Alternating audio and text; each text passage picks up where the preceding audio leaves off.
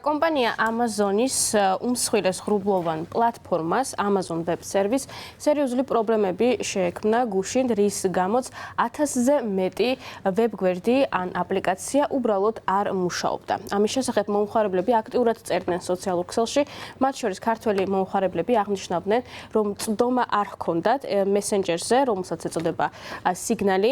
Down დეტექტორის ცნობით, შეფერხებით მუშაობდა მესენჯერები და პლატფორმები Signal, Slack, ასევე Zoom, Canva და Roblox-ი. Signal-სა და Slack-ში მუშაობის შეჩერებაზე საუბრობდნენ აქტიურად, როგორც გვეკითხარით, სოციალურ ქსელში. არსებული ინფორმაციით ამჟამად უკვე ფაქტობრივად აღდგა მუშაობა, ასევე შეფერხებით მუშაობდა დიდ ბრიტანეთში ბანკები, ონლაინ ბანკებზე წვდომა იყო შეზღუდული რამდენიმე საათის განმავლობაში. ზოგიერთ მომხმარებელი წერდა, რომ ასევე შეუძლებელი იყო ონლაინ გადახდა.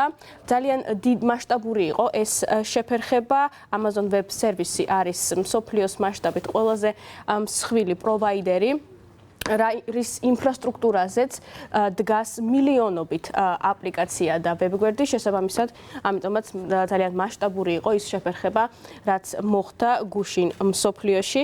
ოფიციალურად კომპანია Amazon-ში განცხადება იმასთან დაკავშირებით, თუ რა მოხდა, არ გაუკეთებიათ, ჯერ კიდევ მიმდინარეობს გამოკვლევა ამასთან დაკავშირებით, თუმცა დასავლურმა მედიამ მიიღო პირველადი შეფასებები კომპანია Amazon-ისგან.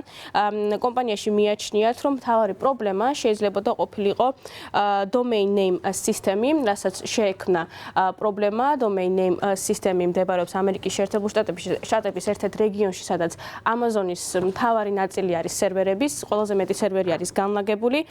Domain name system ეს არის ერთ-ერთი მთავარი საყრდენი, რაზეც დგას ინტერნეტი და როგორც მუშაობს ინტერნეტი, რისი საშუალებითაც მომხმარებლებს შეუძლიათ სხვადასხვა მისამართზე გადასვლა და სწორედ ამ ნაწილში იყო შექმნილი პრობლემა და აპლიკაციებს არ ჰქონდათ საშუალება დაკავშირებოდა სისტემას, მთავარ ბაზას, სწორედ ამიტომაც წვდომა იყო შეზღუდული. ეს არის პირველადი შეფასება, თუმცა ჯერჯერობით გამოძიება მიმდინარეობს.